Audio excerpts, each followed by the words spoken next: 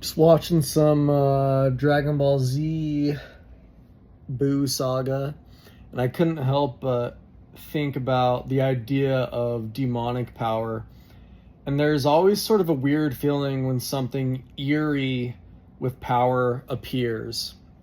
And I think that the reasoning for this is that it's such terrible power that it almost invokes the idea of order. And so, really, the highest power is almost so glorious that we can't necessarily even perceive it. But I think that what it also does is it points to there being like one story. It has this terrible way of sort of almost gravitationally pulling everything into this story of heaven and hell. But I think it's because the power itself is so distorted that it almost points to some great order for something to be able to warp something, as if the chaos manifest at that point actually elicits some great idea of control. And it almost seems like that's the point where everybody sort of loses, because then power itself is something that is along these lines of order. And everything that's good is basically easy. And I think that it sort of takes somebody with a lot of skill when they're trying to draw these images or angles, basically, as an artist, and I'm sure you can construe that in other ways as well, so as to invoke a thing that has power, but the power is somehow unlimited, and its story doesn't necessarily become defeated in the idea that all power is sort of out of control. And it's a very fine line, I think, in terms of there being humors involved and different arcs, so that when the angles achieve this maxim, perhaps the other side that you see is about just as free as the perception of somebody with power as well. As soon as there becomes sort of this type-faced, almost sense of evil, it sort of has this way of ripping power to shreds. And that's why I think it's important to sort of never plateau, because you need to know that living a life is ever-changing and dynamic, and you should be continually growing.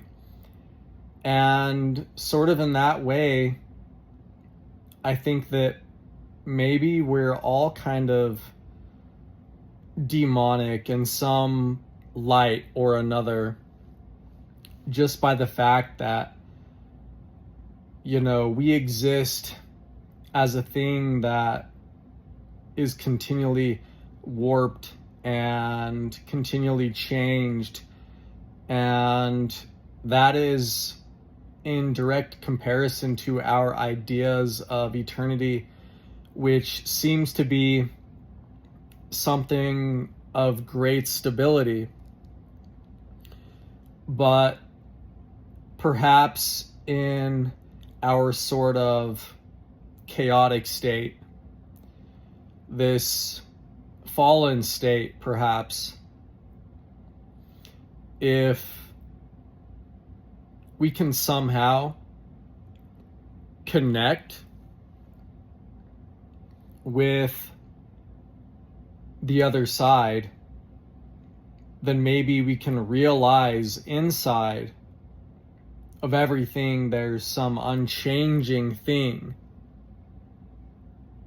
And when we recognize ourselves in this thing, I think that we can sort of transform power into mere memory. And I think that that's the place where maybe we can realize true power, and this power can actually be free. And it's not necessarily something that is chaotic, even though it's something that almost has no pattern to it. You just know that it's genuine and that it has no end. This state of perplexity, the state of newness and mesmery, where somehow each thing around us changes, but we accept all the changes, you see, then maybe we are that stable thing already. And that idea of letting go of power isn't necessarily giving up our story. It's allowing ourselves to be part of another story, another tale. Maybe all things eventually go and point to the ideas of heaven and hell. But that's just it. With each time that we have spent in ways beyond numbers, and ways that we've went, all forms, all unknowns, all dimensions, all zones, they reach some pinnacle, some state of faction. And as soon as things have a side, then complacency and normalcy is the automatic reaction.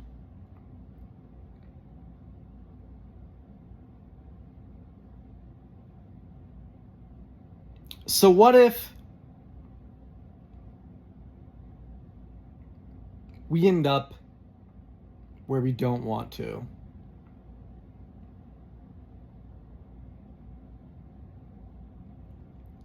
The idea that we're stuck in the same story, it's actually never new.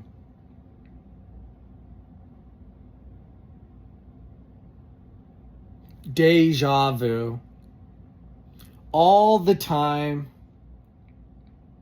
One day we'll wake up, we'll be young, we'll be in our school's lunch line, and in some ways we'll have some dreams. We'll have ideas of greater things.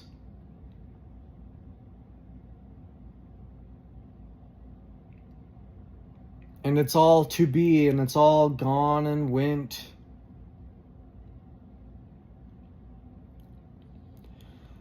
Upwards, downwards. And sometimes innards and outwards.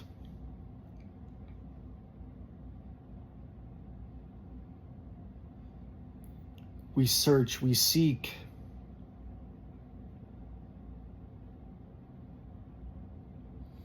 And we realize that maybe heaven's peak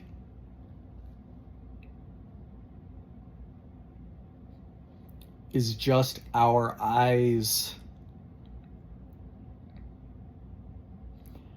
and that way in which they allow change.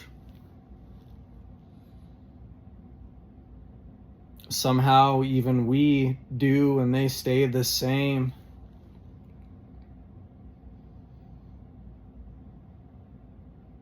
Orbs and diamonds,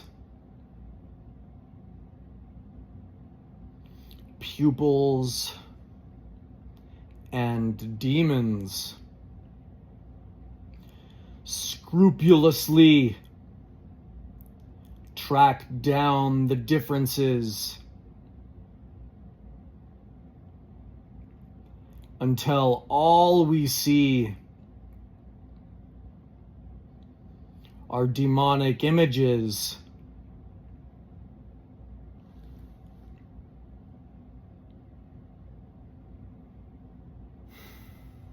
But do we know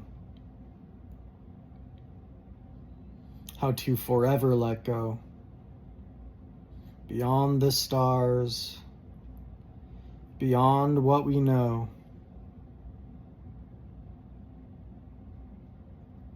Maybe we are heaven and hell.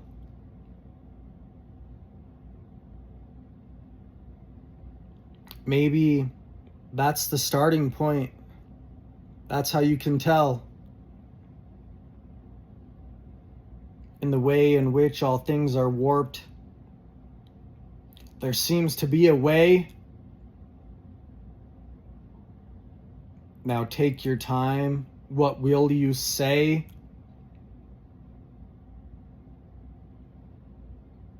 You've got all the time.